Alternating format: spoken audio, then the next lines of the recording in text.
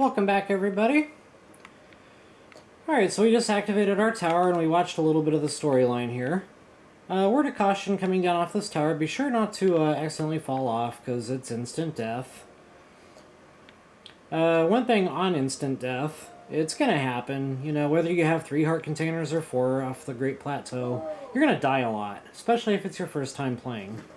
Just get used to it, it's a fact of life here in Hyrule. The good thing about this Zelda game, however, is you're never too far away from the last save point.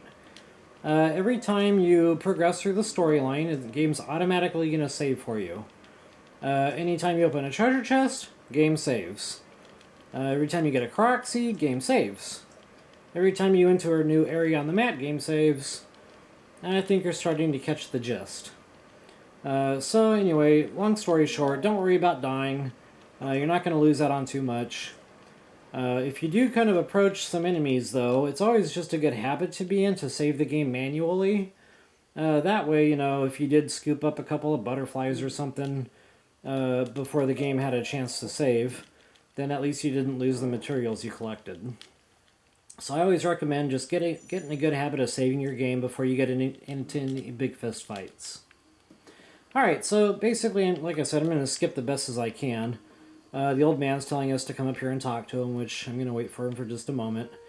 Well, I'm not going to do that, but I recommend you do it. When he stops walking, go ahead and talk to him again. He's going to give you a little bit more storyline. And then what we're going to do is we're going to come down here to this little lake, and we're going to go fishing. How are we going to do that? We're going to get out a burner bow. Don't worry about ammunition. We're going to get more than enough ammo on the Great Plateau here. You should be coming off with about 100 or so arrows. So anyway, like I said, we're just going to go do a little fishing here. Just bow and arrow. And reason being is the apples and the mushrooms that we roasted, those are going to replenish 3/4 of a heart each. When you roast fish, it's going to replenish 1.5 hearts each. Why is that important? Because you want the biggest bang for your buck in your inventory. As I've mentioned before, inventory in this game is very limited. So you want to make the best use of that inventory per square as possible. The cool thing about roasting ingredients is it only takes up 1 space in your inventory.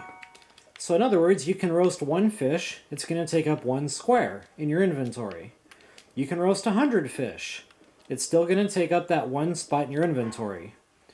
Case in point, we got 2 seared steaks there. You can eat 1, and it'll go down to 1, and so on and so forth. So eventually I'm going to end up with only roasted fish, roasted bass. Reason being, I picked the roasted bass because the game gives you a lot of free roasted bass just lying around.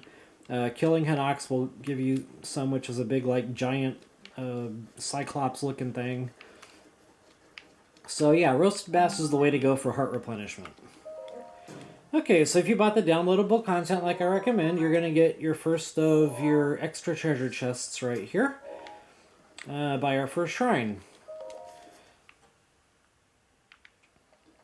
Normally what I'm going to do is I'm going to break the shrines out into their own videos, but because the Great Plateau is so straightforward, we're going to go ahead and consolidate just for the sake of time. So as I was saying, the inventory, folks, save the food inventory spots for actual meals that are going to give you some kind of a special ability. I like to keep a couple of rows of extra heart container meals. I like to keep a couple of rows of stamina. I like to keep 3 or more rows of attack power. Some people really like the defense meals. That's going to kind of depend on your fighting style. I'm all about the attack power in this game. I tend to rely on my extra heart containers for defense. I mean, the more heart containers you have, the more hits you can take, thus the more defense ability you have, in a roundabout way anyway.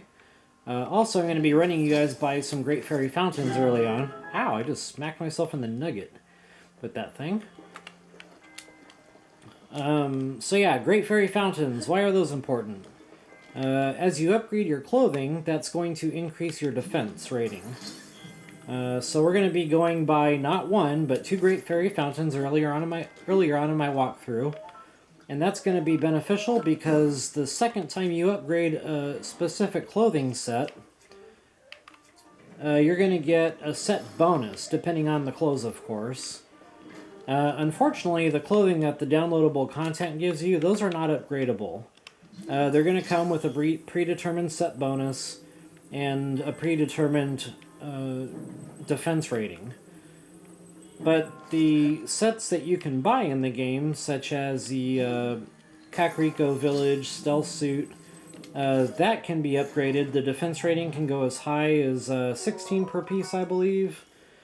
And the set bonus after you upgrade that bad boy twice is going to be nighttime speed up. And that's huge, folks. That nighttime speed up, you're going to get so spoiled. You're going to always want it to be nighttime because you're going to be running around super speed. Alright, folks, so that's our first shrine, Magnesis. Really cool superpower. We'll talk more about that, and we'll continue on to our bomb shrine when we come back. Until the next time, thanks for watching.